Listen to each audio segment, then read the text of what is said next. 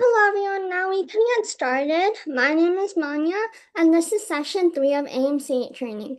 So today we'll be solving the 2017 paper, AMC-8. We will be discussing strategies and tips.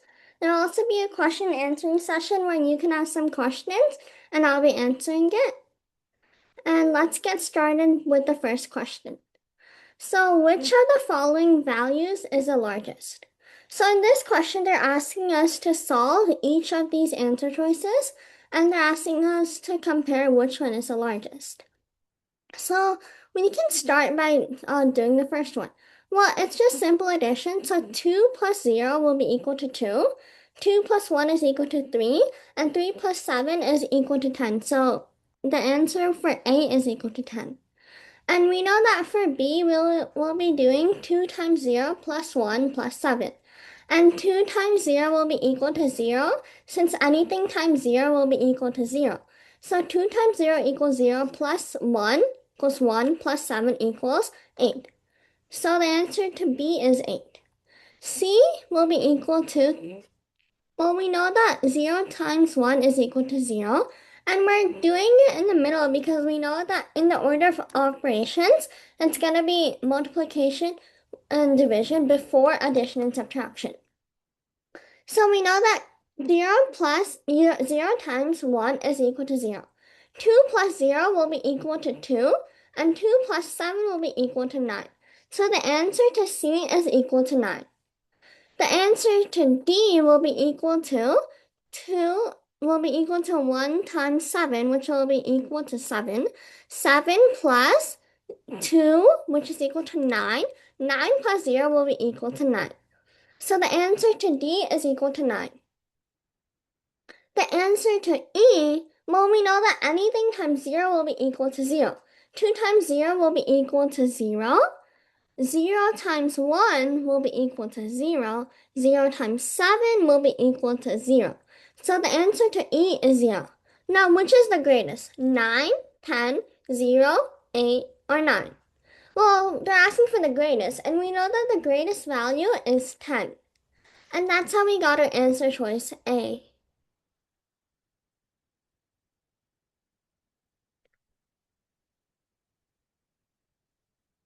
Problem number 2. Alyssa, Brenda, and Colby were the candidates in a recent election for student president. The pie chart below shows how many votes were distributed among 3 candidates. If Brenda received 36 votes, then how many votes were cast altogether? So we know that Brenda received 36 votes. Well, in the pie chart, they said that Brenda received 30% votes. So then if Brenda received 36 votes and that 36 is equal to 30, then, well, we need to know that how many votes will be equal to 100%. So we can do 36 to 30 is equal to x to 100%. And we can solve this equation, or ratio. So we represent this in ratio form, and now we need to represent it in equation form. Well, 30 times x is equal to 30x, and 36 times 100 is equal to 3,600. And so we can make an equation or something like this, and now we need to know the value of x. So if we divide by 30 on both sides, divide by 30, divide by 30, then we would be getting x equals 120. Another simpler way to do this is just canceling out the z on both sides and then dividing by 3. X equals 120. And that means that the total number of votes all cast together is 120.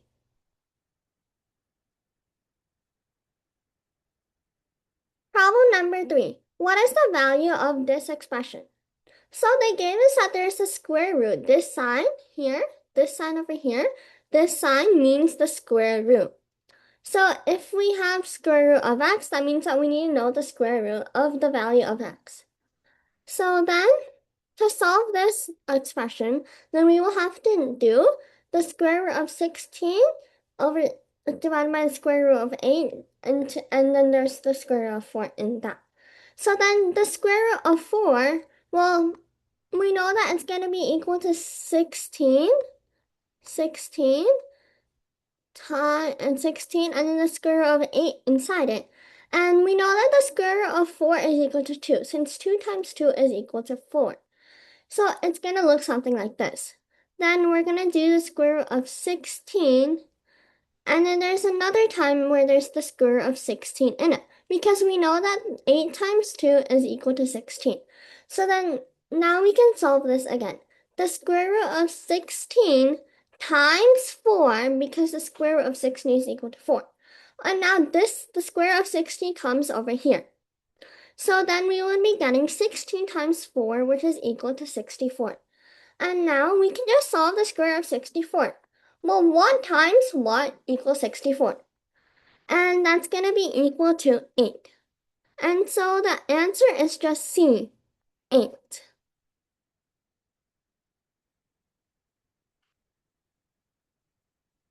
When 0.000315 is multiplied by 7,928,564, the product is closest to which of the following?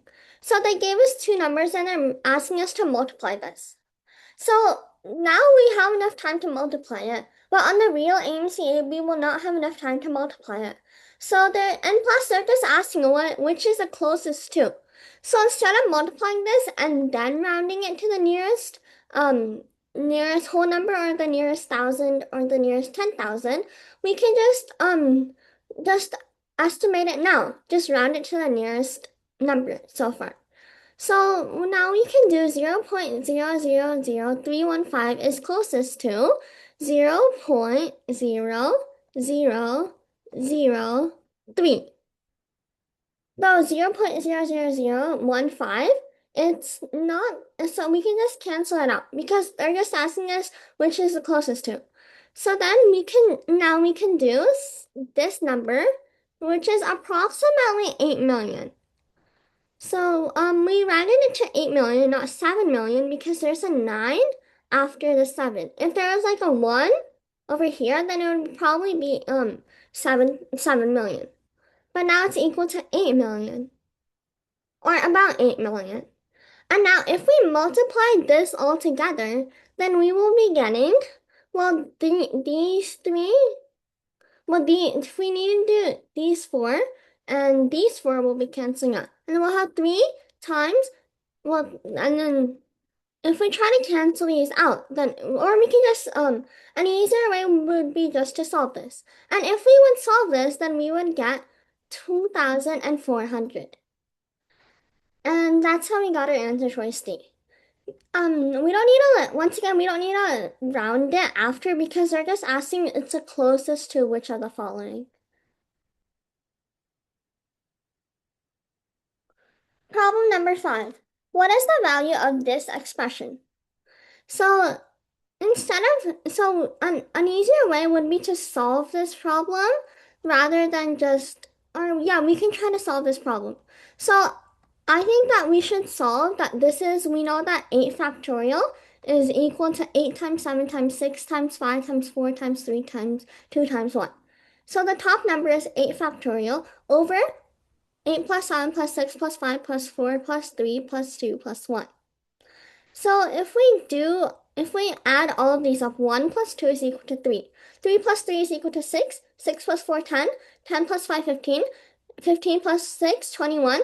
21 plus 20 plus 7 is equal to 28. And 28 plus 8 is equal to 36. So we know that the bottom number is equal to 36. And so now we know that we can try to do 8 factorial, which will give us the top number. And so if we do 8 factorial, then we will be getting 4, 0, 3, 2, 0. And that's the answer to 8 factorial. So this is going to be, if we simplify it even more, then we will be getting 1, 1, 2, 0 over 1, which is equal to 1, 1, 2, 0. And remember that anything the numerator over the denominator, which is if the denominator is 1, it's just the top number. So then that's how we got our answer choice B. Problem number 6. If the degree measures of the angle of a triangle are in ratio 3 to 3 to 4, what is the degree measure of the largest angle of the triangle? So we know that there's 180 degrees in a triangle, and any triangle you take, whether that might be a right triangle, whether that might be an obtuse triangle, or maybe that might be an acute triangle. So it can be any triangle, and the angles will always be added up to 180 degrees. That's just a rule for the angles of the triangle. So then they gave us in a ratio form. If 3 to 3 to 4, so that means that 3 plus 3 will be, so suppose that it's going to be x, okay? We need to represent this in some form, and we'll just use a variable such as x. So if it's 3x plus 3x plus 4x, then we will be getting 10x. So 180 degrees is equal to 10x. Once again, we got 10x from this here. Then 180 degrees equals 10x. Divide by 10 on both sides, divide by 10 on both sides. Then we're going to get 18 degrees equals x. Well, that's not an answer. Because they're asking what is the degree measure of the largest angle of the triangle. Well, they gave us that's 3x, 3x, and 4x. Well, we know that 4x is the largest. So then we're going to have to do 18 degrees times 4 to find x, or to find 4x. And 18 times 4 will be equal to 72. So that means that the largest measure of the angle of the triangle is equal to D, 72 degrees.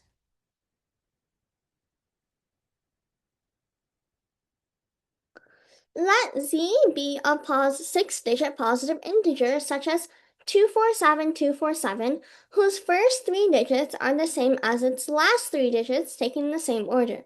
Which of the following numbers must be a factor of Z?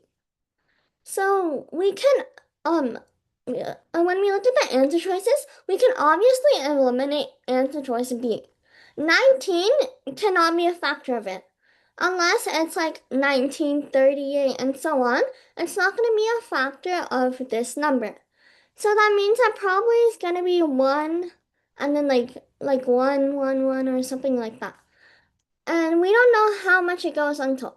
So then, what all we're gonna have to do is that we know that 11 will be a factor because if we represent this as A, B, C, A, B, C, suppose that that's the first number, the first repeating number, minus A, B, C. And we would subtract because we want to know that there's because the numbers repeat once again. There's 3 digits that repeat twice. So ABC minus ABC would be equal to 0.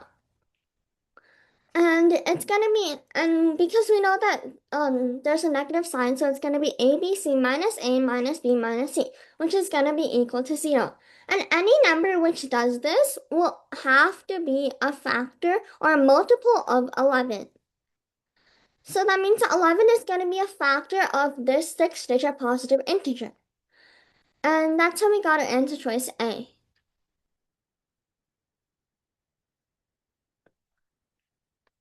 Problem number 8.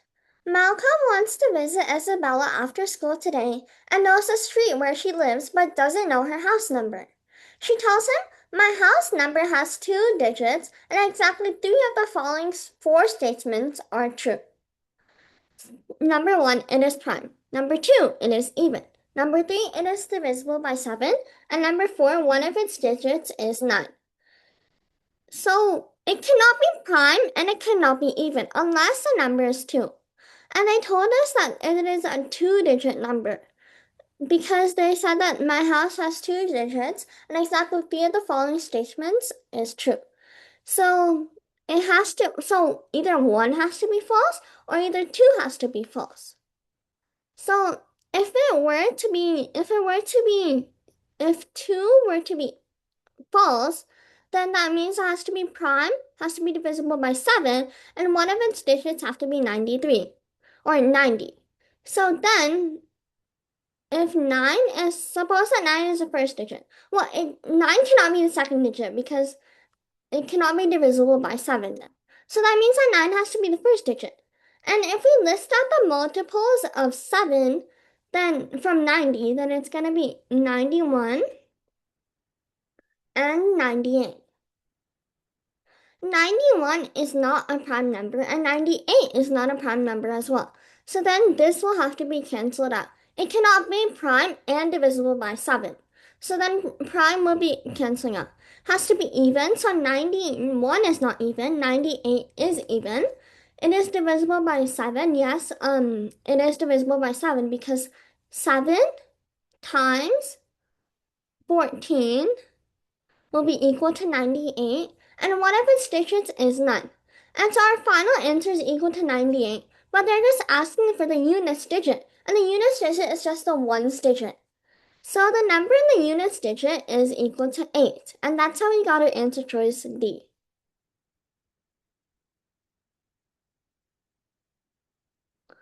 Problem number 9. All of Marcy's marbles are blue, red, green, or yellow. 1/3 of her marbles are blue, 1/4 of them are red, and 6 of them are green. What is the smallest number of yellow marbles that Marcy could have? So Marcy has 4 colored marbles. So since she has 4 colored marbles, they're blue, red, green, or yellow. She told us that 1/3, so 1/3 of her marbles are blue. 1/4 of them are red, so 1/4 of her whole entire collection is red. And she also told us that 1/4, and she also told us that 6 of them are green. So 1/3 B, which stands for blue, plus 1/4 red, plus 6 green. So I'm just gonna write 6 green. That's a plus sign. Plus 6 green. And there's also yellow. So we're going to have to do this. And this is going to be our equation. And now we need to know that this, and now we need to do that this will be, this. So if it has 3 and 4, that means that the LCM, or the least common multiple of 3 and 4, is equal to 12. So then the multiple has to be of 12. So suppose that's 12. Well, 1/3 of 12 is equal to 4. 1/4 of 12 is equal to 3. And then there's also going to be 6 green. So then if it's going to be 4 plus 3 plus 6 plus y, remember the y? Plus y, then that has to be equal to 12. So in this case, if it's going to be equal to 12, well, if we add all these up, well, 4 plus 3 is equal to 7. 7 plus 6 is equal to 13. And 13 plus y is equal to 12. That means that y has to be equal to -1. Well, can the number of marbles be negative? Well, no, so that means that this cannot work. So 12 is too small for that. So we need to step it up, and we need to know the next multiple of 12. And the next multiple of 12 is equal to 24. So then, if suppose that there's 24 as a total. If 24 is a total, then we know that 1/3 of 24 is equal to 8. 24 divided by 3 is equal to 8. So 8 blue plus 1/4 red, which is equal to 6 red, plus, they told us that there's 6 green.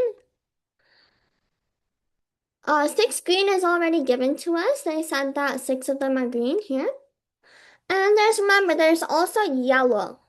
So y plus 8b plus 6r plus 6g.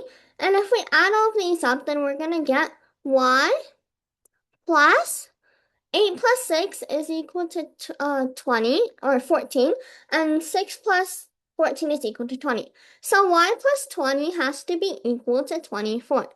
And if we solve this equation, then we're going to get y is equal to 24 minus 20, and so we're going to get y equals 4. And this will make sense since y is not a negative number and y is less than 24. So that's how we got our answer choice D. Does anyone have any questions on this problem?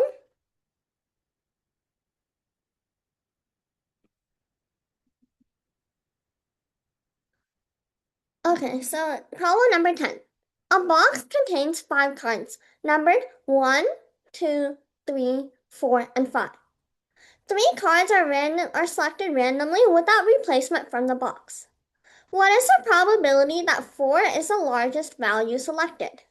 So there's five cards, 1, 2, 3, 4, and 5. And they want to know that 4 is the largest value selected. Well, in 1, 2, 3, 4, and 5, 4 is the second largest value. But they just want 4 to be the largest value to be selected. So we have 5 cards and we need to pick 3 of them. So we can do 5 choose 3. We'll solve this later, but we can do 5 choose 3. And I'll teach you how to solve this after we write this problem down. And then there's also going to be that there's in the first 3 numbers, 1, 2, and 3. We need to choose 2 of those numbers because we want that 4 is the largest value selected. So 3 choose 2 because there's going to be 2 numbers chosen from 1, 2, or 3. And there's going to be 4, which is the third value. So then we can do 3 choose 2.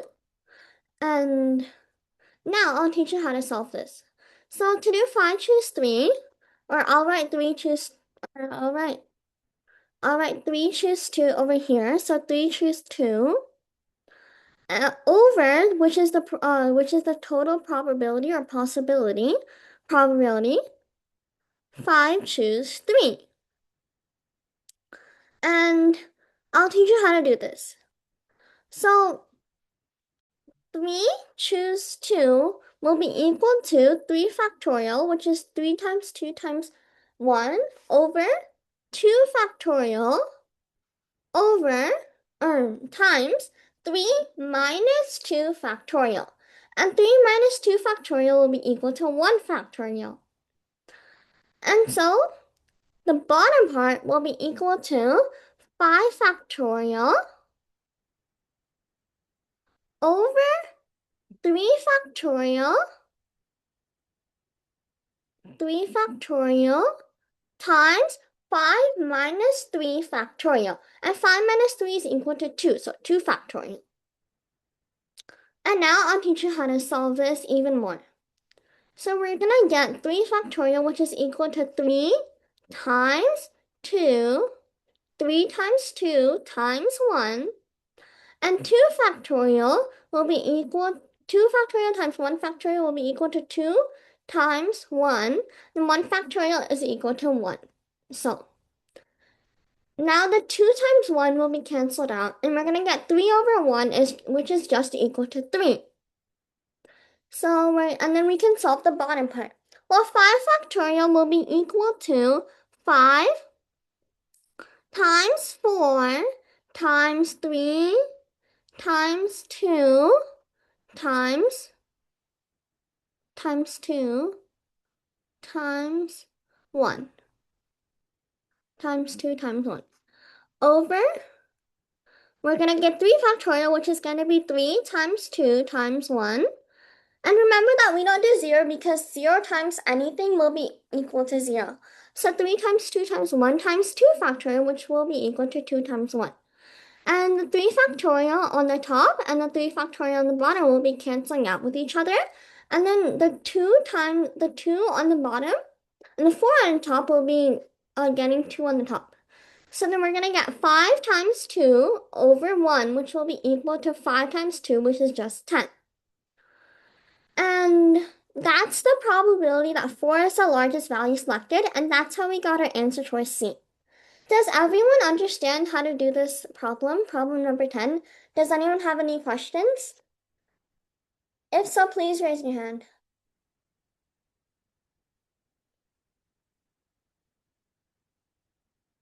Okay, if no one has any questions, I will continue on to problem number 11.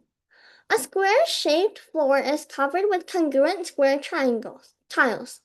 If the total number of tiles that lie on the two diagonals is 37.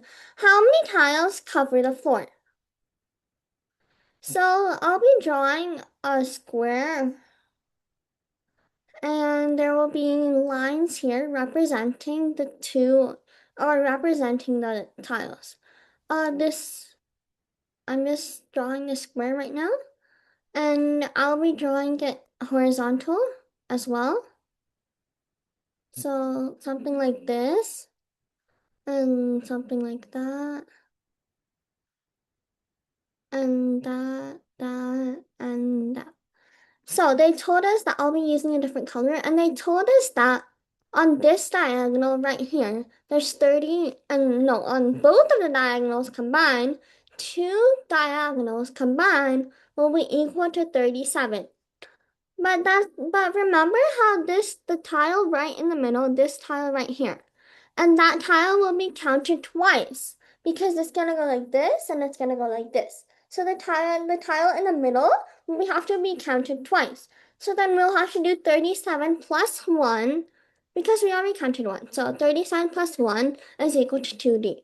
So 2D is equal to 38.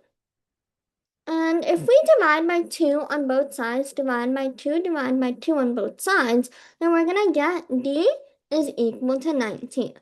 That means that the value of one side is going to be equal to 19. How many tiles cover the floor? Well, they're just asking us for the area. So I'm going to write area here. So then we're gonna do 19 since the formula is 19 times 19. Since side times side, length times width. 19 times 19 is equal to 19 to the power of 2, 19 squared. 19 times 19 is gonna be equal to 361. And that's how we got our answer choice C.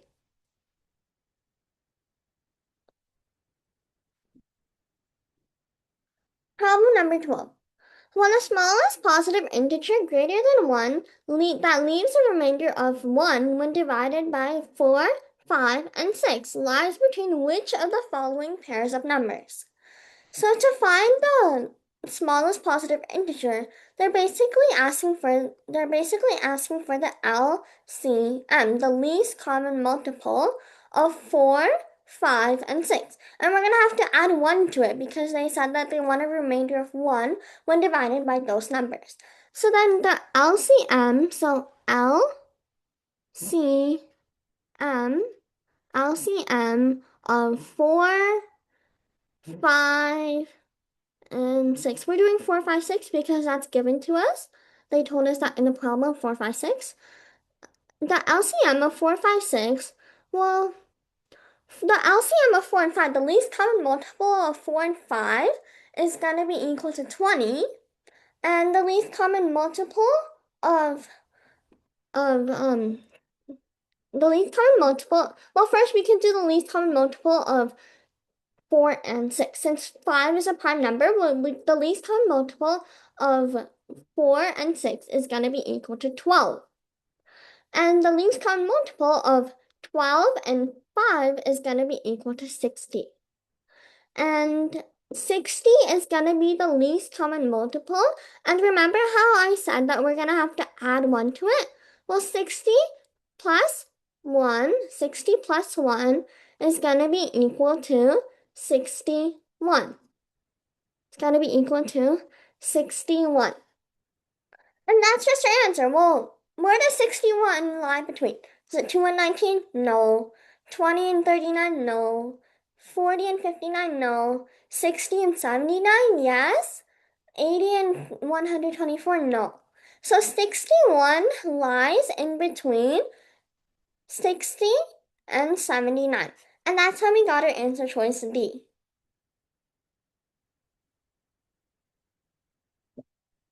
Peter, Emma, and Tyler play chess with each other. Peter won 4 games and lost 2 games. Emma won 3 games and lost 3 games. If Tyler lost 3 games, then how many games did he win? So we can make a chart here. And to solve this problem, we're going to have to make a chart representing the number of games won and the number of games lost by each of the players. So won and lost. So I'll be just representing the initial of their first name here. So it's gonna be E, P for Peter, E for Emma, and K for Kyler. So we know that Peter won 4 games and lost 2 games. If Emma won 3 games and lost 3 games, Kyler lost 3 games, then how many games did he win? Well, we know that if someone lost a game, then someone else would have won a game. Someone won a game, then we know that someone else would have lost a game. So we know that the number of games someone won has to be equal to the total number of games they lost. So we know that the number of games they lost. There's 3 players, and we know all of the games that they lost. So 2 plus 3 is going to be equal to 5. 5 plus 3 is going to be equal to 8. So that means that there's a total of 8 games that played. And if in total they lost 8 games, then that means that in total they would have won 8 games as well. Well, we know that here, already here, we know that I'll just be representing Kyler's 1 game as W.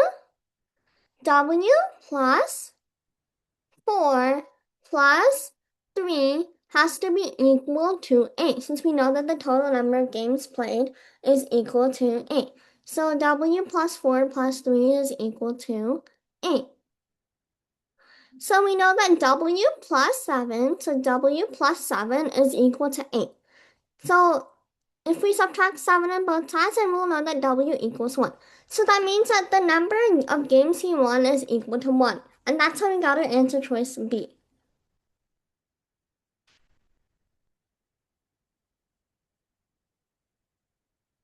Problem number 14. Chloe and Zoe are both students in Miss Demeanor's math class. Last night they solved half of the problems in their homework assignment alone, and then they solved the other half together. Chloe had correct answers to only 80% of the problems she solved alone, but overall, 88 of her answers were correct. Zoe had the correct answers to 90% of the problems she solved alone. What was Zoe's overall percentage of correct answers? So we know that. In the problem, they told us that Chloe solved 80% of the problems. She solved alone. But overall, 88% were correct. But for Zoe, 90% of the problems she solved alone were correct. But what was Zoe's overall percentage? So once again, for this problem, I'm going to make a chart here. So I'm going to write alone here. Alone. Alone here. I'm going to write average. So average for AB. And then I'm going to write T for together. So here, I'll just be making a chart like this. And we can represent this once again by their first initial. So I'll be doing C for Chloe and Z for Zoe. So alone, she solved 80% alone.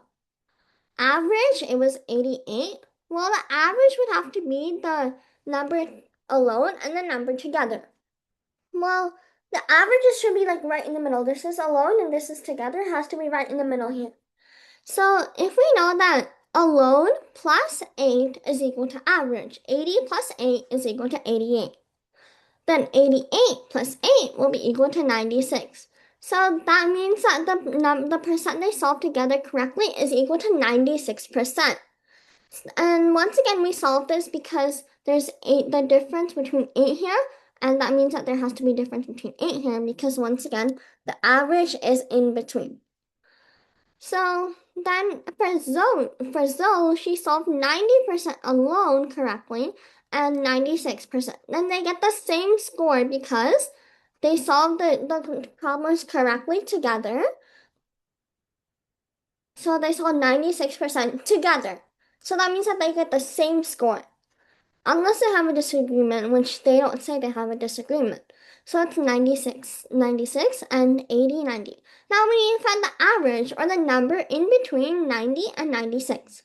Well, we can add these two numbers and subtract them.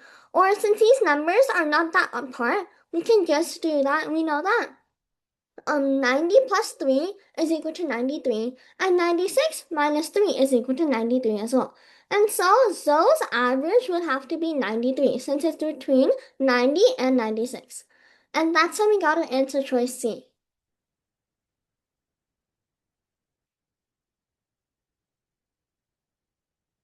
In the arrangement of letters and numerals below, by how many different paths can one spell AMC-8? Beginning at the A in the middle, a path allows only the moves of one letter to the adjacent, above, below, left, or right, but not diagonal letter. One example of such a path is traced in the picture. So they're asking us how many paths like this are available, and they all have to be different paths, remember. We cannot count this path like 10 times. It can only be counted once. So we can do that there's one that we told us this one. So since that so we can just do how many paths are possible with just this M right here. How many paths are possible? This one M, how many paths are possible? So this is one path. And since there's a line of symmetry here, if we cut the thing in half, the diagram in half, it'll be the same thing on the other side. Same to this line of symmetry over here as well. If we cut it in half, then it'll be the same on the other side as well.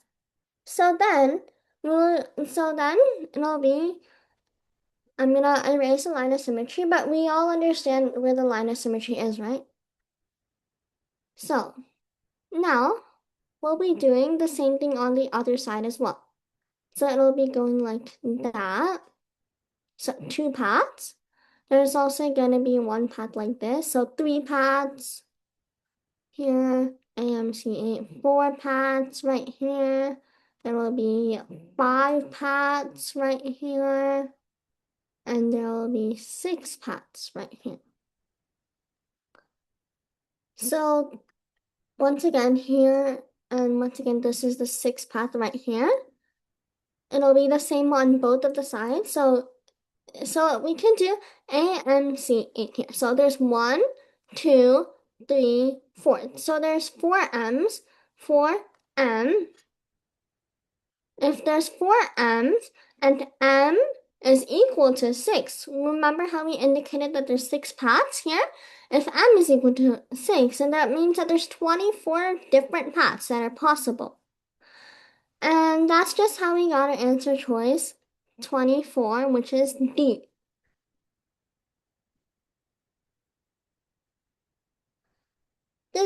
Does everyone understand this problem? How there are 6 different paths here? AMC-8, AMC-8, AMC-8, AMC-8, and AMC-8, AMC-8. So now since we finished the 15th problem, we can have a 2-minute break. And we can be starting again at 10:43 PST.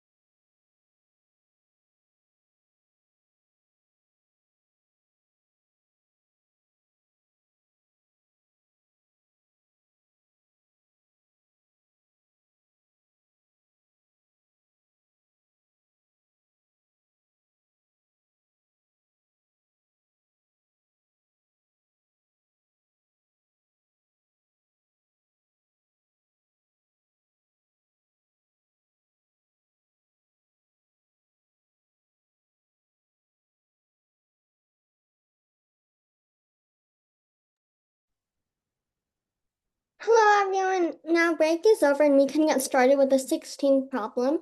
We just finished the 15th problem and we can do the 16th problem.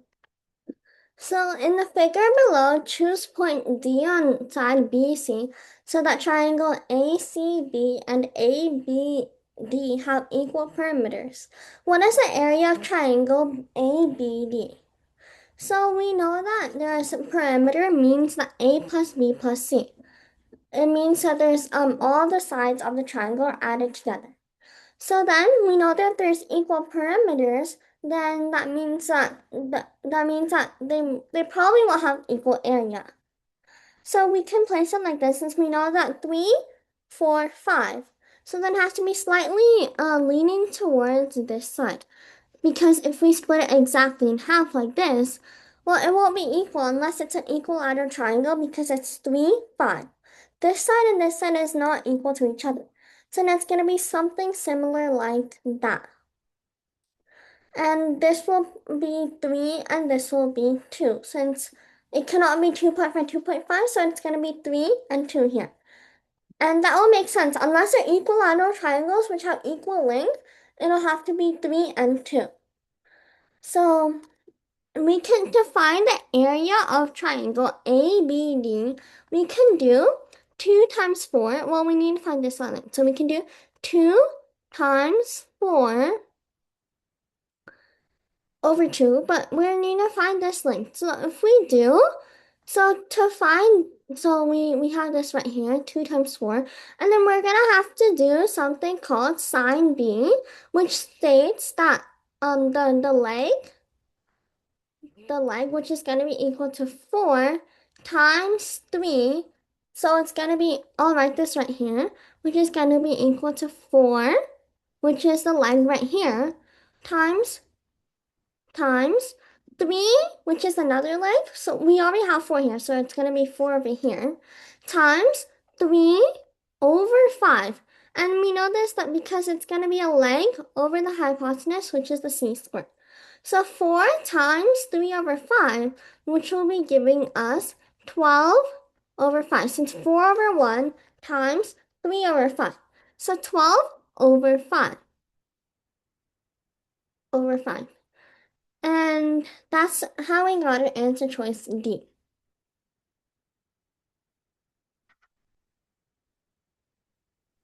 Can you explain that again? Yeah. So there's the triangle right here.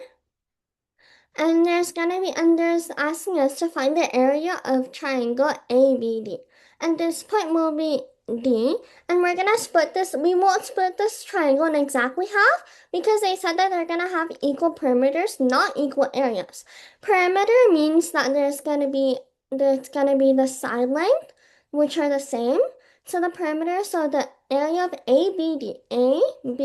So the shaded triangle here, they're asking what is the area of that. Well, to find this out, well, we know that this side length is 2 because we know that 5 divided by 2 is equal to 2.5. And it cannot be 2.5, 2.5 because if it is 2.5, 2.5, then it will be an equal triangle. And we don't want that because if this is 3, 4, then this side will have to be 1 greater than 3, 1 greater than this side. So it'll be 3 and 2 here. And now we have to do, and now to find the area of triangle ABD, this is the formula here, and it's going to be 2 times 4, and then it's going to be in parentheses sine B, which means that it's going to be equal to, well, we know that, which is going to be equal to here, which this is an equal sign here, and that's going to be equal to 4, which is this side right here, times, which is going to be AB times 3 over 5. Well, we got 3 over 5 because of the whole entire area of the triangle. So 4 times 3 over 5, which is going to be equal to 4 over 1 times 3 over 5, which is going to be equal to 12 over 5. Can you unmute? Isn't there another way you can solve this problem without trigonometry? Yeah, there's another way. There's another way to solve this problem. So you can try to divide this triangle into a right triangle, but then if you wanted to divide this into a right triangle, then you would have to solve for the height, and you're gonna have to know this side, and then you would also have to know this side as well. And then that's just a more time consuming way. But if you want to know how to solve that, I can tell you how to solve that in tomorrow's class. Okay, thanks.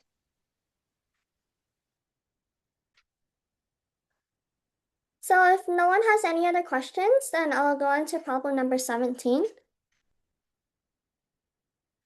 Problem number 17. Starting with some gold coins and some empty treasure chests, I tried to put 9 gold coins into each treasure chest, but then that left 2 treasure chests empty. So instead, I put 6 gold coins into each treasure chest, but then I had 3 gold coins left over. How many gold coins did I have? So suppose that I started with 9 gold coins in each treasure chest. Well, first of all, how many treasure chests are there? Well, we don't know that. So then we're gonna have to do some guess and check, since we don't know how to solve since we don't know how many treasure chests are there. Suppose that there's 5 treasure chests, okay? 1, 2, 3,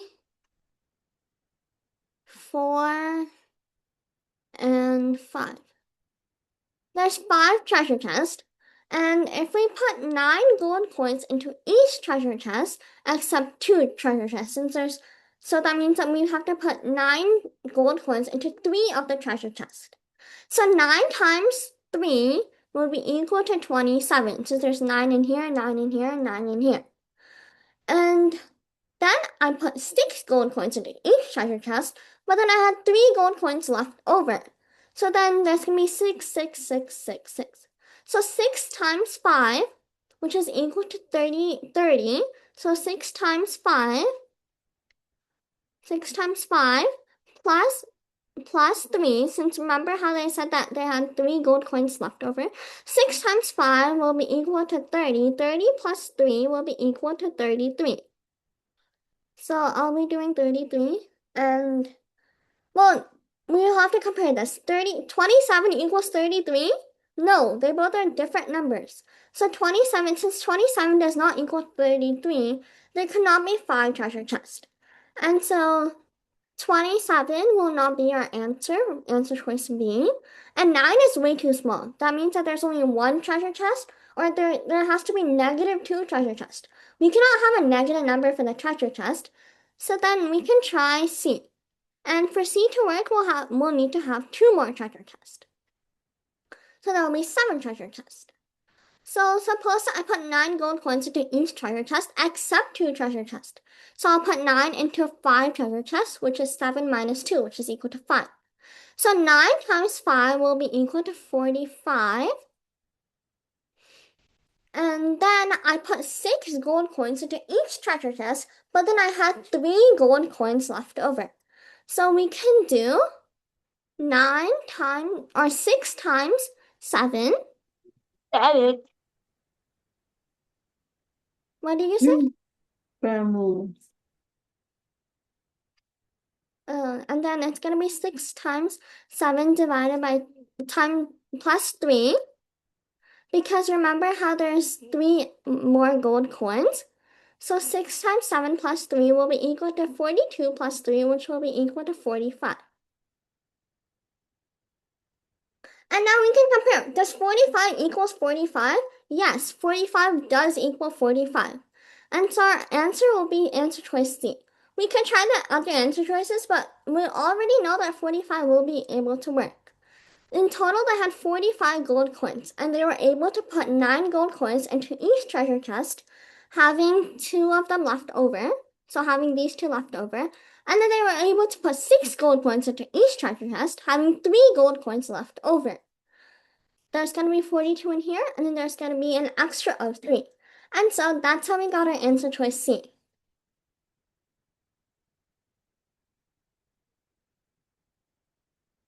Problem number 18.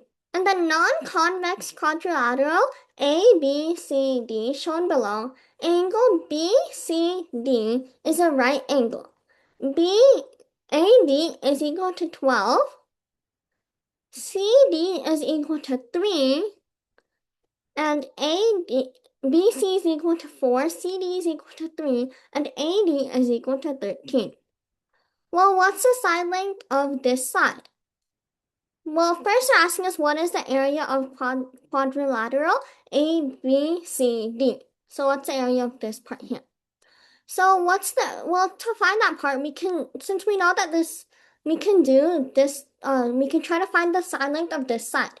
Well, using the Pythagorean theorem, we know that a squared plus b squared will be equal to, plus b squared will have to be equal to c squared.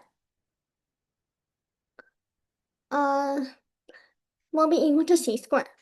And we know that this is going to be a right angle here.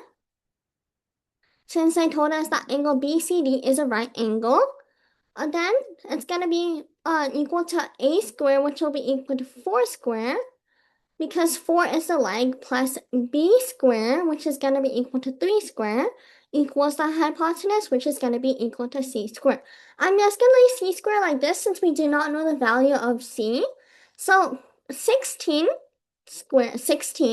plus 9 will be equal to 25. 25 will be equal to c squared. And to find c, well, we'll have to find the square root of 25. And the square root of 25, which is the inverse operation of the square, will be equal to 5. So 5 will be equal to c. c equals 5. Now they're asking what is the area of quadrilateral ABCD. So now we can do, since it's a leg, so base times height divided by 2 for a right angle. So we can do 12 times 5. So 12 times 5 by 2, in total by 2, minus, what's the area of this side? Well, it's going to be equal to 3 times 4, which is going to be like, it doesn't matter if the triangle is flipped upside down, it's still a right angle. It's still a right angle triangle. So if we do this, and we're going to get, cancel out the 2, cancel out the 2.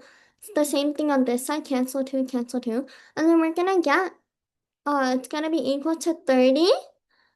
6 times 5 is equal to 30, and minus 3 times 2, which is going to be equal to 6. So 30 minus 6 is going to be equal to 24.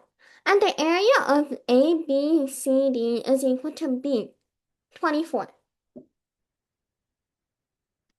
Does anyone have any questions on this problem? If so, please raise your hand.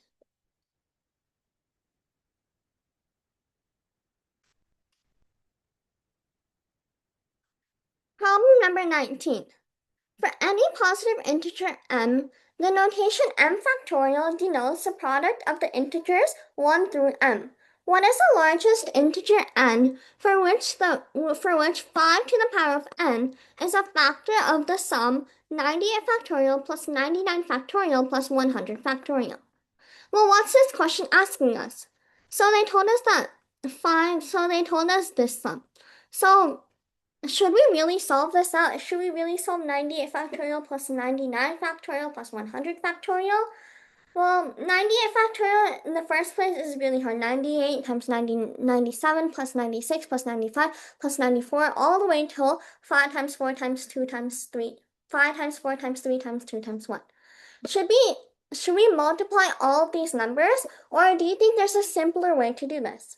Well, of course there's a simpler way to do this, but the problem doesn't stop right here. Well, what is the largest integer n? Which 5 to the power of n is a factor of the sum of 98 factorial plus 99 factorial plus 100 factorial. So to solve this, then we can try to represent this in a simpler way. So 98 factorial, here, we can do 98 factorial, plus, well, 99 factorial is the same thing as 99 times 98 factorial, right? Because 99 factorial is 99 times 98 times, and so on, because It's going to be 98 factorial. So 99 times 9, this is 99, 99 times 98 factorial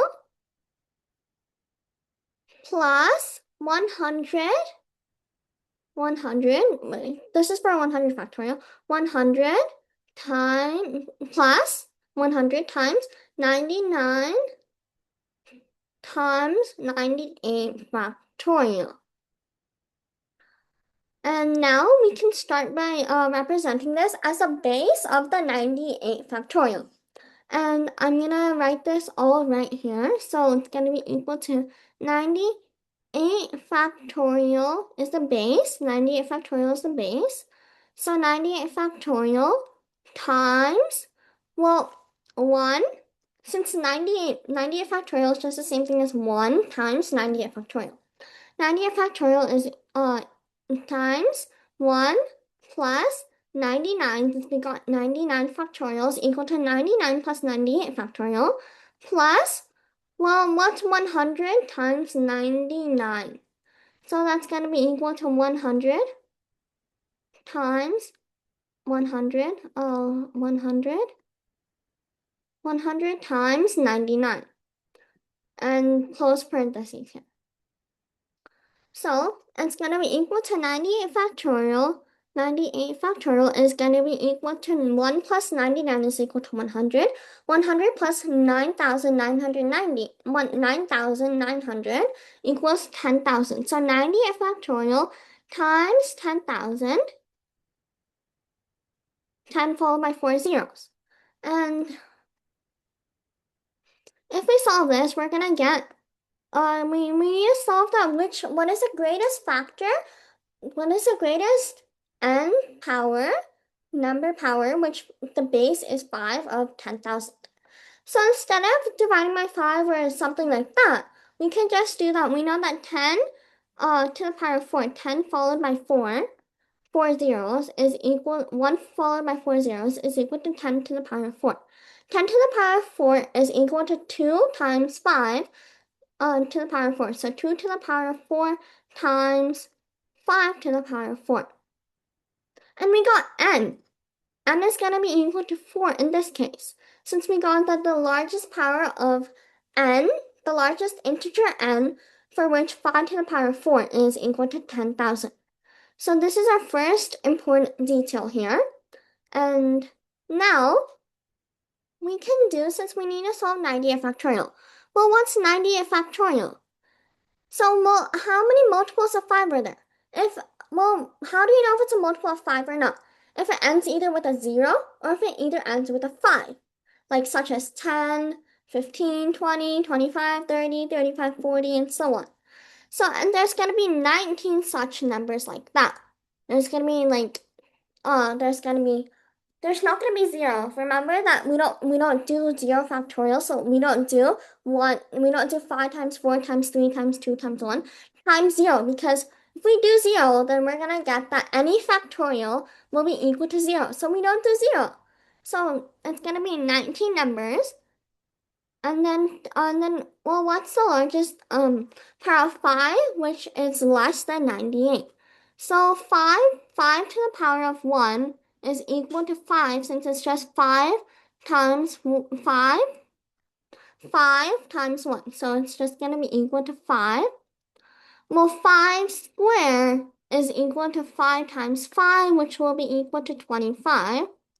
And 25 is still less than 98. Well, if we do 5 times 3, then we're going to get 125. Well, 25 times 5 will be equal to 125. And 5 squared, 5 to the power of 4 is still greater than 98. It's equal to, in fact, 625. So we know that 125 and 625 is already greater than 98. And the largest value is going to be 5 squared. It's going to be 25. So now we need to list every multiple of 25 that is less than 98. 25 is a multiple of itself, so 25, 50, 75. So once again, 25, 50, and 75. 100 is too big. It just goes to 98. So 25, 50, and 75. So it's going to be three numbers. So 19 plus 3 plus, remember the 4 here? Remember the first important detail here? How we found out that 1,000, 10,000 is the 5 to the power of 4 is equal to 10. 2 to the power of 4 times 5 to the power of 4 is equal to 10,000. So we need to write the power of 4, which is going to be n in this case over here. So I'm going to draw an arrow to this part, 4. And if we add all these together, 19 plus 3 is going to be equal to 22. 22 plus 4 is going to be equal to 26. And that's just our final answer, D. Does everyone understand how to do this problem? Any questions on this problem?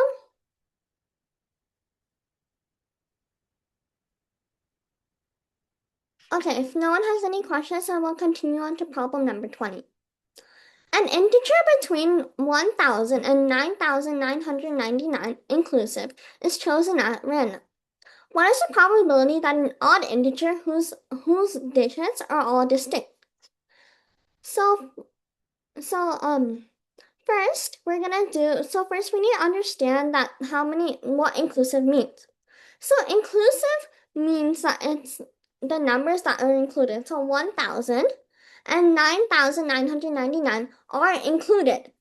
The numbers count. If it says excluded, that means that those numbers don't count. We do not include those numbers. But now it is inclusive, so that numbers do count. And the numbers are chosen at random. It's not like I want this number, but I don't want this number. And they cannot replace the number again. So what is the probability that an odd integer whose digits are all distinct are chosen? So we know that there's 9,000 possibilities. 9,000 total possibilities. And now there's 1,000. So 1,000, 9,999. So there's gonna be 4 digits, right? So 1, 2, 3, and 4. So there's now we can list all of the odd integers. So it's gonna be 1, 3, 5, 7, and 9. Once again, 1, 3, 5, 7, 9. There's 5 odd integers between 0 and 10. So we're gonna do 5 in the last digits. We're gonna start with the last digits because we want it to be odd digits. If it says any digits, then we would start with the first number. And the first digit, well, it's gonna be equal to 8. 8 possibilities because it cannot be 0 and it cannot be equal to the last digit. So suppose that the last digit is equal to 1. Just like suppose. The last digit may not be equal to 1 or it might be, but just suppose that it's equal to 1. Cannot be 0, cannot be 1, so it's going to be 2, 3, 4, 5, 6, 7, 8. So there's 8, 9. So there's 8 possibilities. For the second digit, it can be 8, it can be 0, but it cannot be the first digit or the last digit. So there's 8 possibilities for the second digit. For the third digit, there's 7 possibilities because it cannot be the 3 digits that are already chosen. So if we multiply this all together, we're gonna get 8 times 8, which is gonna be equal to 64. 64 times 7, or we will get 64 times 35. And if we do 64 times 35, then we're gonna be getting, if we solve that, then we're gonna be getting 2, 2, 4, 0. And this will be going on the top, so 2, 2, 4, 0. So the probability is going to be 2240 over 9000. So 2240 over 9,000. And this is not in any answer choices. Do we do something wrong? No, all we have to do is just simplify it. Well, if we simplify it, then we're going to be getting, we'll be getting 56 over 225. And that's how we got our answer choice B.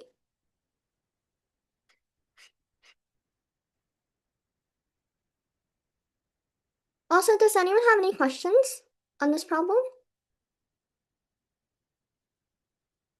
Okay, so problem number 21. Suppose A, B, and C are non-zero real numbers, and A plus B plus C has to be equal to 0. What is the possible values for A over the absolute value of A plus B over the absolute value of B plus C over the absolute value of C plus ABC over the absolute value of ABC? So first of all, what do these lines indicate here? What is, why are there two lines? Why is A in between two lines? Well, this stands for absolute value. An absolute value is that suppose that there's a number line, okay? There's a number line and 0 is going to be equal, and 0 is going to be here, 0. Or I'll write 0 like, this is going to be 0 right here. Suppose that A is equal to 5. Suppose that's equal to 5 here. So then A can be either negative or positive. So if A is equal to 5 here, then A can be equal to negative 5 and A can be equal to positive 5. But no matter, because the distance, absolute value is just measuring the distance. The absolute value can never be negative because the distance, no matter if it's a negative number or a positive number, the distance will never be negative. So then the absolute value, no matter what number it is, if it's like a negative 5 absolute value, then when we remove the absolute value, then it will just be equal to 5. Because once again, the distance can never be negative on a number line. Even if you go backwards, you're still traveling some distance. So it doesn't matter if it's negative or positive, but the absolute value outcome will always be a positive number. So I have a question here. So this is just an example. Can the absolute value of A be negative 8? Can the outcome be a negative number here? Can it be a negative number? No. So the absolute value of A cannot be negative 8. It has to be positive 8. So in this case, A over the absolute value of A. So that means A over the absolute value of A. So suppose that A is a negative integer. A has to be a negative integer in order to fulfill this condition.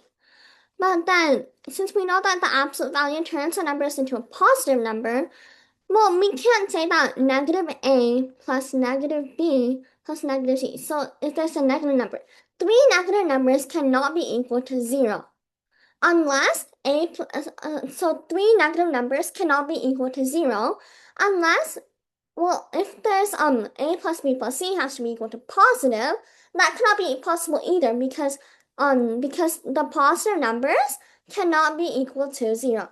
So negative numbers cannot be equal to 0, all negative numbers cannot be equal to 0, and all positive numbers cannot be equal to 0 as well.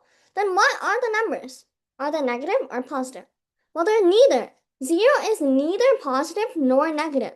So that means that A has to be equal to 0. B has to be equal to 0, and C has to be equal to 0. All three numbers has to be equal to 0. So that's the answer to what are the possible values for A, B, and C. Well, the possible values are A, 0. All three numbers have to be 0 in order to fulfill this condition. And that's how we got our answer choice A. The question says that A, B, and C are non-zero numbers. Suppose that A, B, and C are non-zero real numbers. So that means that once again that suppose that there's the absolute value. Then I think that they're asking for the sum of it since A plus B plus C. So all three of them cannot be negative and all three of them cannot be positive either. So then I think that this should be able to work. Or I can clarify this in tomorrow's class. I'll clarify this question as well. Okay, thank you. Problem number 22. In a right triangle ABC, AC equals 12, BC is equal to 5. The angle C is a right angle. A semicircle is inscribed in the triangle as shown. What is the radius of the semicircle? So this is there's a semicircle here. This will be equal to the diameter, and half of the diameter will be equal to the radius. So this part will be equal to the radius. So now they're asking that A, B, C equals, and AC is equal to 5, BC is equal to, AC is equal to 12, and BC is equal to 5. And now we need to know what is the measure AB. Well, once again, we'll use the Pythagorean theorem to measure this. So A squared plus B squared will be equal to C squared. So A squared plus B squared equals C squared. A squared will be equal to 5 squared, which will be equal to 25. So 25 plus B squared, which will be equal to 144. 12 squared is equal to 144, equals C squared. And C squared, I'll represent this like that. So if we add 25 plus 144, we'll be getting 169. And 169 is going to be equal to C squared. And 169 equals C squared. That means that the square root, so then we'll have to do the square root of 169 to find C. And C is equal to 13. And that means that AB has to be equal to 13. So we know that the side length of all the sides of the triangle. So first now we can draw this right here to make an equilateral triangle with A. This can be, we'll just do this as D. And the line isn't perfect, but it should be representing an equilateral triangle. So that means that, and once again, we have this from this point over here to here, or something like this. So that means that since it's an equilateral triangle, we'll be doing 5, 5, 5. And this part over here will be equal to the radius, so R here. And if it's R here, then it'll have to be R here as well. So then if this part is R and AC is equal to 12 in total, then what is this part over here? Well, this part over here is going to be 12 minus R. Just 12 minus R. And then now we can solve this problem. Now we can solve this problem by once again, and this side will be equal to 13 minus 5, which will be equal to 7. So we can do 12, so I'll write this here. A squared plus B squared equals C squared. We'll be using the same formula once again here, and we'll be getting A squared, which will be equal to radius squared, plus, and once again, we're just using this triangle right here. Radius squared plus 8 squared will be equal to 12 minus R squared. 12 minus, this parentheses are 12 minus R squared. And so we can do R squared plus 8 squared, which will be equal to 64, will be equal to 12. Well, the a minus b whole square, the formula for that is going to be a squared plus b squared minus 2ab. And so this is the formula, so we can do that 12 squared will be equal to 144 plus r squared, which will be just r squared since we don't know the value of r, minus 2ab. So 2ab will be equal to 2 times 12, so that'll be equal to 24, and 2ab. So a is equal to, there's no parentheses, so it's just 2ab, so it's going to be minus 24r. So if we solve this, we can cancel out the r squared on both sides, and we can subtract 144 on both sides to get rid of to just leave 24r. So minus 144 minus 144 minus 144 minus 144. We're going to get negative, we'll be getting negative 80 is equal to negative 24r. Negative 24r. And just negative, we can just cancel out the negative on both sides, and we're gonna be getting negative 80 is equal to 24r, or sorry, not negative.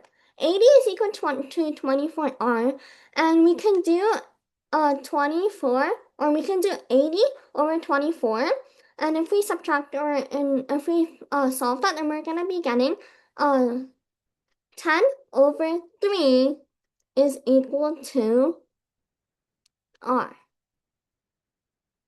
And that's how we got to answer choice D. And the radius is once again 10 over 3.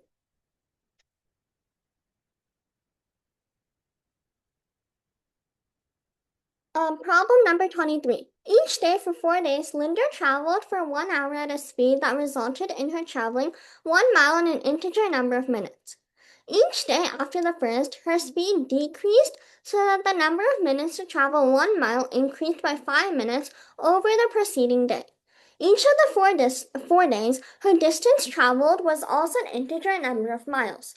What was the total number of miles for the 4 trips?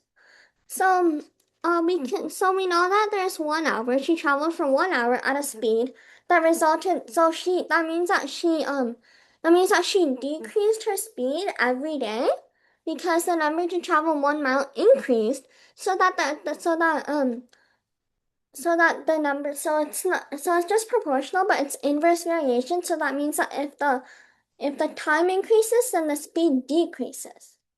So since we know that there's 60 minutes per hour, we can try to find what are the factors of 60 that increase by 5. So the factors of 60, well, we can just list them up. It's going to be 1, 2, 3, 4, 3, 4, 5, 6, 10. It's gonna be 12. This is just the factors of 60 once again. 12, 15, 20,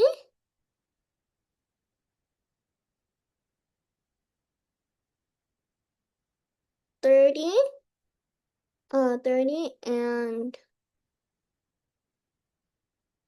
30, 30 and 60. 30 and 60. So we know that 5 increases and then 10, then it's gonna be 20 or 15 and then 20. These are the 4 that increase by 5.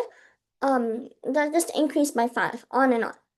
So 5 plus 5 is equal to 10, 10 plus 5 equals 15, 15 plus 5 is equal to 20. So these are the 4. So then now we can do that. We can find that the total number of miles. So distance is equal to speed times time, or distance equals, or we can do, or yeah, so we can do, this is the total number of time over the speed. So it's going to be equal to 60 over 5 plus, because we want to find the distance traveled, so it's going to be 60 over 5 plus, we have to add this, which will be equal to 60 over 10 over 60 over 10 plus 60 over 15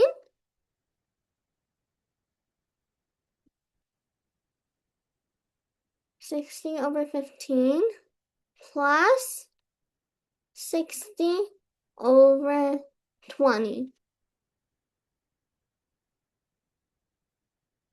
60 over 15 plus 60 over 20. So now we can try to simplify this, and remember that any numerator over the denominator of 1, the denominator is 1, is just going to be equal to the top number, which is just the denominator. So if it's going to be 60 over 5 is equal to 12 over 1, which is just going to be equal to 12. 12 plus 60 over 10 is going to be equal to 6 over 1, which equals 6. 60 over 15 is equal to 4 over 1, which is equal to 4. And 60 over 20 is equal to 3 over 1, which is just equal to 3. And if we add all these numbers up, Well, 12 plus 6 is equal to 18. 18 plus 4 is equal to 22. 22 plus 3 is equal to 25. So the total number of miles for the 4 trips is equal to 25. And 25 is the total distance.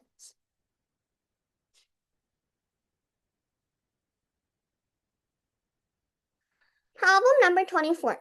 Mrs. Sanders has 3 grandchildren who call her regularly.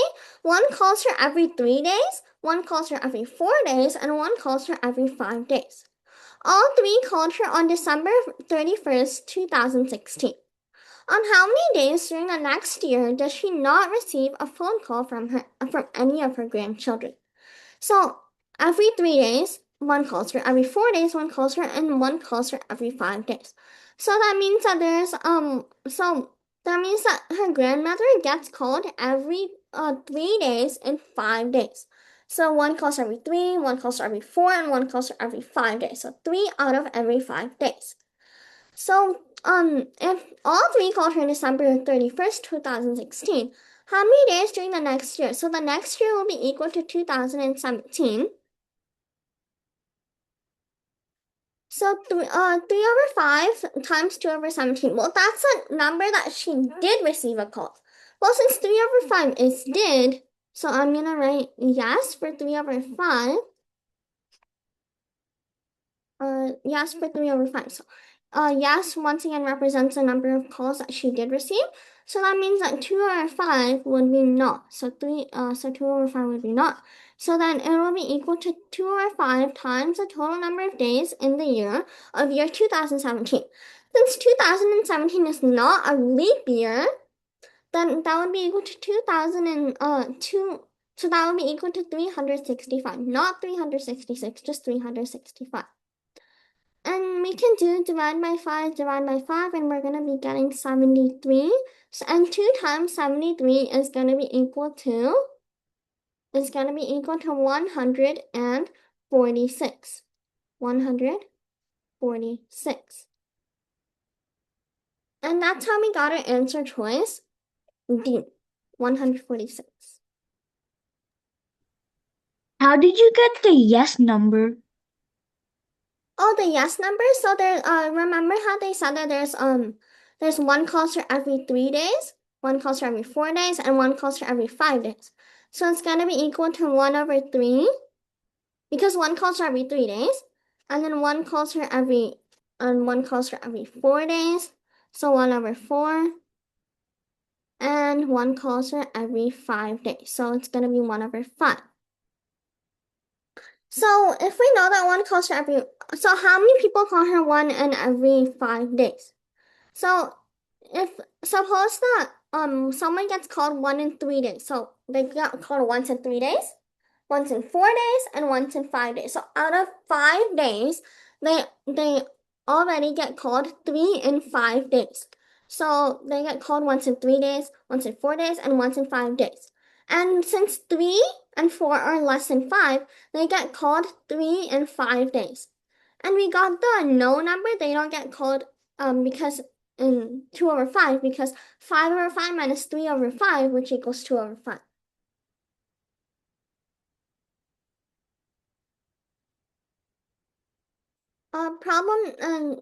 Problem number 25. In the figure shown, US and UT are line segments, each of the length 2. And measurement of angle TUS is equal to 60 degrees. Arcs TR and SR are 1/6 of a circle with a radius of 2. What is the area of the region shown? So they told us that US here, so US and TU are both the same measurement, and they both have the radius of 2. So I'm gonna write 2 here and 2 here. And we know that this angle right here, they told us that SUT is equal to 60 degrees. And once again, remember the angles of the triangle, how there's 180 degrees?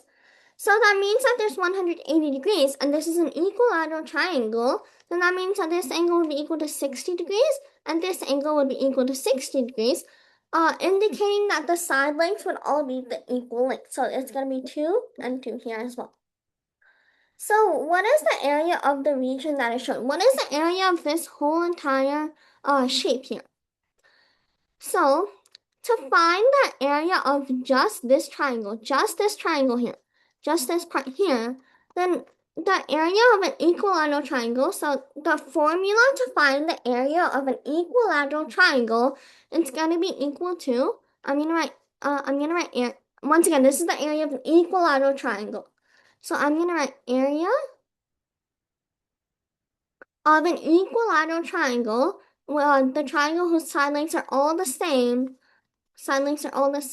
will be equal to, and this applies for every triangle, will be equal to the square root of 3 over 4 times s squared. And s squared is just the side length squared. It'll be equal to the side length squared. So then, if we substitute this formula here, and we will be getting the area, which is going to be equal to 3, the square root of 3, over the square root of 4, times 2 squared, which will be equal to 2 times 2, which is going to be equal to 4. Then we will be getting the cancel 4, and the area is just going to be the square root of 3. So I'm going to write the square root of 3 here, which is going to be the total area here. And I will be using a different color.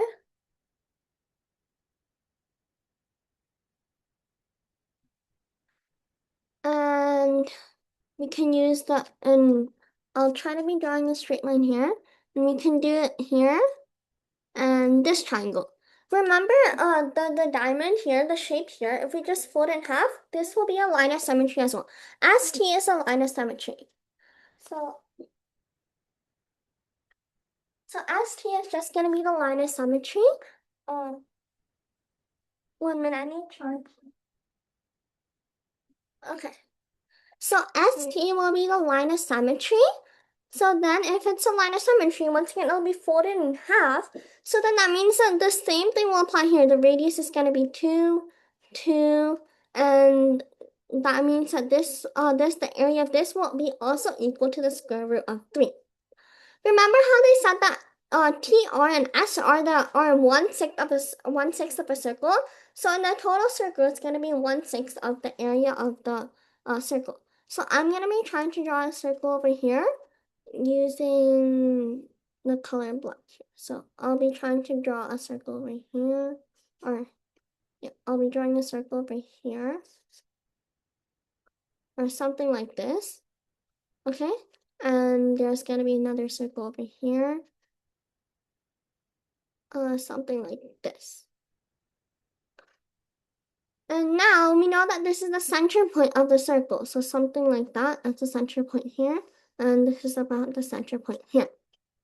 And so we'll be getting, so the area of the circle, it's gonna be to find the area of the circle, it's gonna be equal to pi, which is gonna be 3.14 pi radius square. And you know how they said 1/6 the circle, so usually to find the area of the circle, we're just gonna be doing pi r square. But since they said it's 1/6 of the circle, then we will just be doing pi r square over 6 to find 1/6 of the circle. So pi r squared over 6 will be equal to pi, which will be equal to pi, which is gonna be equal to pi radius squared. So pi radius squared, which will be equal to 4, pi r squared, which will be equal to radius squared, which equals 4, over 6. So it's gonna be equal to 2 pi by 3. Divide by 2 on the top and divide by 2 on the bottom. So it's going to be equal to 2 pi by 3.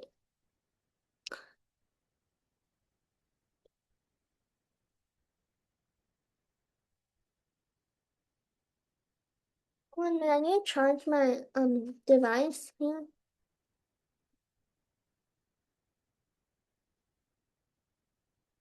So I'll charge it later. So now since we need to find, so we know that the area of this part over here, the 1/6 of the triangle is 2 pi by 3. And now, since we also know that the area of the square, since we all know that the area of the triangle is going to be equal to the square root of 3, we know that there's going to be 2 pi by 3. I can write that over here. So 2 pi by 3 minus the square root of 3. And we would have to do this twice since remember the line of symmetry, and this is just for, remember, it's just for one circle here. Just for one circle, but we'll have to do the same thing for the other circle. That's how we got 2 here. And we would have to subtract this from the total, which is this triangle. We'll have to subtract the shaded part right there. We'll have to subtract that part. Remember that part. I don't know if you could say it like that part right there. We're gonna have to subtract that part. So then to subtract that, then we're gonna have to do 2, since we know that there's the square root of 3. So it's gonna be 2 to the square root, 2 times the square root of 3 minus 2 times 2 pi by 3 minus 3, the square root of 3. So if we solve this, we're gonna get 2 to the square root of 3 minus 4 pi 4 pi by 3 plus, since negative times negative is equal to a positive, negative integer times negative integer is equal to a positive integer. Sorry, I need to charge my my laptop.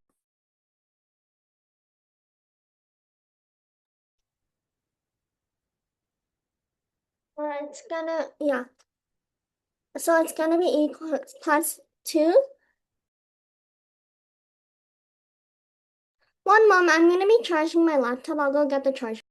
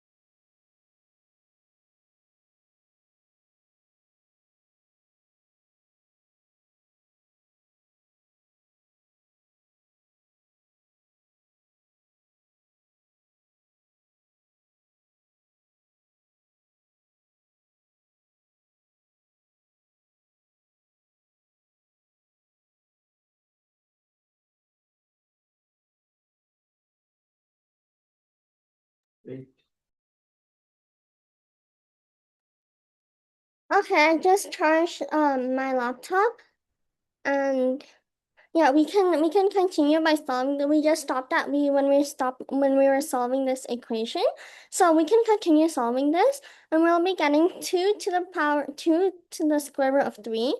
I'll just copy this right here.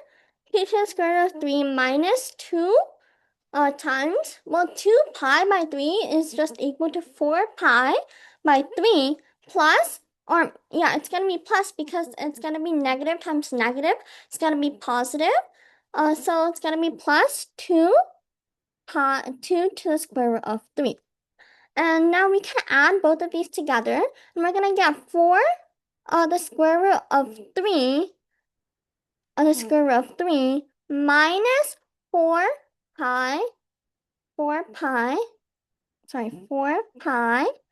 by 3.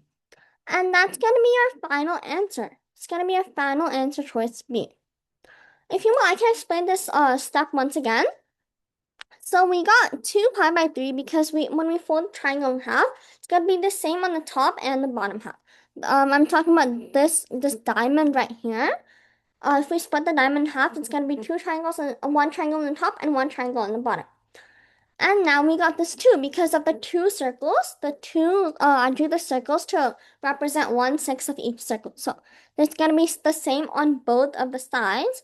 So then we got 2 pi by 3 because that's the area or 1/6 of the area of the circle. We did this right here.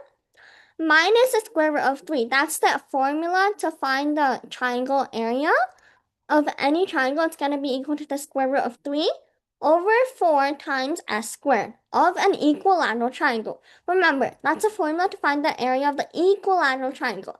The triangle which has all of the 3 side lengths which are the same. Then we're going to get 2 times the square root of 3 minus 4 pi by 3 plus 2 to the 2 times the square root of 3. And remember that negative times negative is equal to positive. So we got 4 to the power 4 times the square root of 3 because 2 times the square root of 3 plus 2 times the square root of 3 is equal to 4 times the square root of 3 minus 4 pi by 3. 4 pi by 3 is right here. And that's how we got our answer choice B. Does anyone have any questions about this?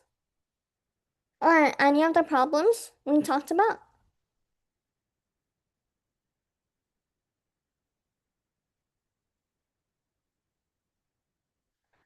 If no one has if no one has any questions, then if no one has any questions, then we can stop this meeting and we can continue the class tomorrow.